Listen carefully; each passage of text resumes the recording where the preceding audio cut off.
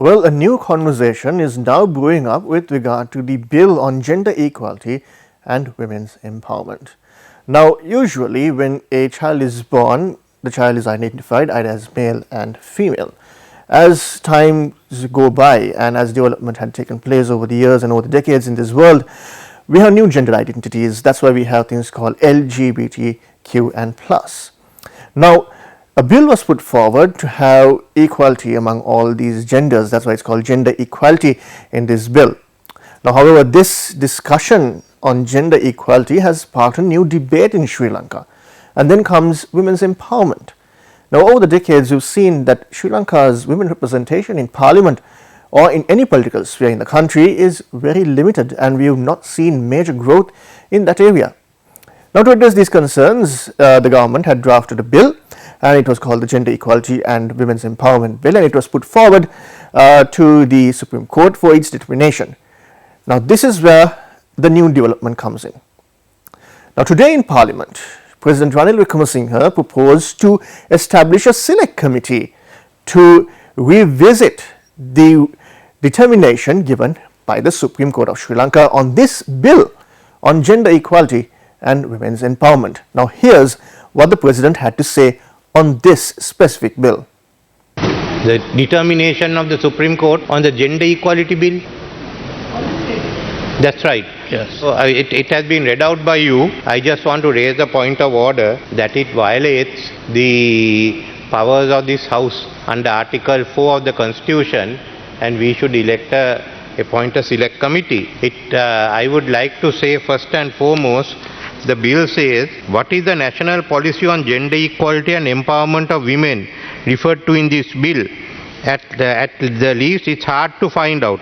It's not specific as there is no reference in the bill. There has been a national policy on women's empowerment and gender equality since 2011. These are obligations of the government under the Sustainable Development Goals 5 and a number of women's conventions and agreements that we have signed.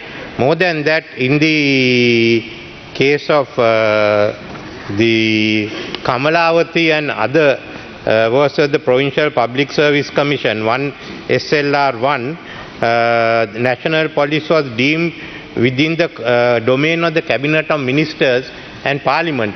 It's a political matter. The Supreme Court cannot in any way go and make any rulings on this. Then they are contravening and coming into our area. Secondly, there is a large number of cases which has been given on the question of equality and equality of women. There are Ratnayaka Taranga Lakmali versus Niroshan Abekon and the Inspector General of Police. It recognizes the dignity and well-being of people as a fundamental right. Then there are the 10 judge bench in Sarat Jayasinghe and others.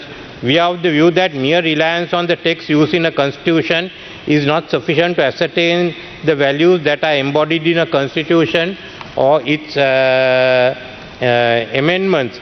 Similarly, you have the case where Shirani Bandaranaike's judgment in Karunatilaka and Jayalat De Silva and others, which says the basic principle governing the concept of equality is to remove unfairness and arbitrary. So all these powers have been disregarded.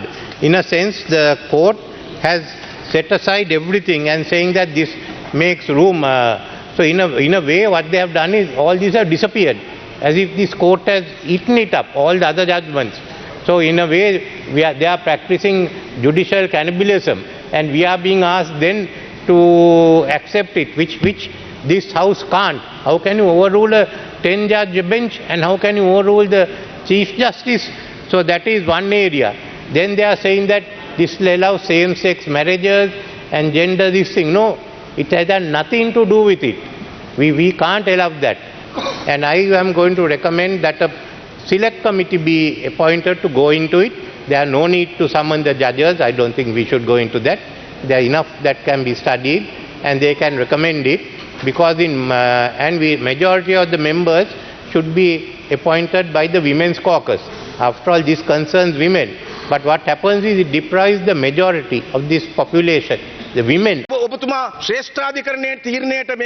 It is wrong to challenge the Supreme Court's decision in this manner. If we start questioning the authority of the Supreme Court, it undermines its role. Ultimately, if you are dissatisfied, remember you won't always hold this position. However, if anyone in your seat keeps challenging the Supreme Court, it defeats the purpose of having an independent judiciary. We must uphold the principle of independence, and I regret that such challenges are being made. If we continue down this path, there is no point in maintaining a Supreme Court at all.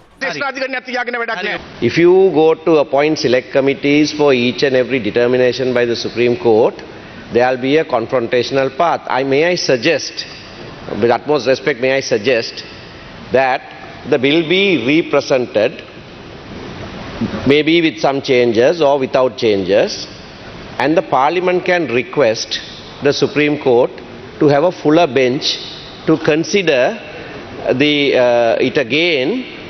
Then we will be following a particular path, given some of the judgments that you cited, including a 10-judge member bench. All that is valid. So I think, but instead of challenging the Supreme Court's determination in this way, I am suggesting that we follow a non-confrontational path by representing it and asking the Supreme Court to consider this all over again. ජනාධිපතිතුමා අපේ ලෙජිස්ලේචර් එකේ කොටසක් නෙමෙයි executive එකේ කොටසක් විදියට ඉන්නේ. එතකොට එක්සිකියුටිව් එක The President is part of the executive branch, not the legislature. The executive branch can address the Supreme Court, and the President can make decisions affecting ministers and secretaries under his authority. That is why he presented this matter in Parliament instead of issuing a statement from the President's office to bring it within the cover of the legislature. I understand this approach, but traditionally, it is considered improper for the President as the head of the executive to make submissions within the legislature. This could be seen as the executive overstepping its bounds. The President does not have the power to vote in this body, especially after the 19th Amendment, which established this role clearly within the executive branch.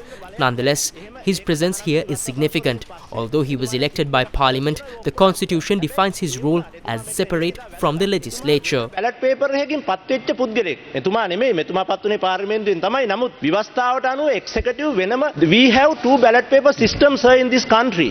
So in one ballot paper is completely looking after the legislation matter, which we are doing. But the executive one is completely different thing. So we are not supposed to mix these two together. අමුතුවෙන් කියන්නට අවශ්‍ය නැහැ. It goes without saying that our country operates under a tripartite democratic system consisting of the executive, legislature and judiciary.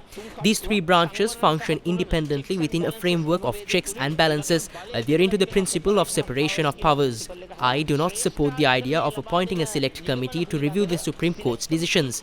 If there are shortcomings, I suggest addressing them through proper legal and constitutional mechanisms. Is it inappropriate for a single individual to come to Parliament and unilaterally declare decisions on matters such as abolishing the executive or the need for a referendum? If you continue to make statements in this manner, especially regarding complex situations like extending the term of Parliament, it sets a very bad precedent. මම විශ්වාස කරන්නේ මම යෝජනා කරන්නේ ඔබතුමා යම මුට්ටිය දාලා බැලුවයි කියලා. මොකද හේතුව මේක වැරදි පූර්වාදර්ශයක් ගරු ජනාධිපතිතුමනි යම් අප්‍රකාශිත අරමුණක් වෙනුවෙන් ඊළඟ අරමුණක් වෙනුවෙන් මේක යොදා ගැනීම මම මහජන නියෝජකයෙක් විදියට අපි ප්‍රතික්ෂේප කරනවා. Had questioned why I should, Charita Herath had questioned why I should be in Parliament. Very clear in Article 32 that the President can come to Parliament and now once in 3 months. And now I have every power and privilege other than a vote. Earlier, some of the presidents even chaired the consultative committees. I have not chaired any of the consultative committees. එකක් කියන්න ඕනේ අපි මෙතන අපේ බලය තියාගන්නවද නැද්ද? ජනතාවට පරමාධිපත්‍යය තියෙන්නේ. ඒ පරමාධිපත්‍ය The sovereignty of the people must be upheld, and this sovereignty resides with the Parliament and the President. Currently, both institutions are here. The judiciary derives its power through the Parliament, a principle established in the 1971 election. In the Queen versus Lanka case, it was declared that these powers belong to the Supreme Court. This sparked significant debate with the United National Party, asserting that a two-thirds vote could change challenged this, while the Sri Lanka Freedom Party disagreed. However, by 1970, the necessary two-third majority was obtained, and it was collectively agreed that this power originates from the constitution crafted by the Constituent Assembly, reflecting the people's sovereignty, which remains unchanged. ජනතාවේ පරමාධිපත්‍ය ඒක අපි තාම වෙනස් කළා නැහැ.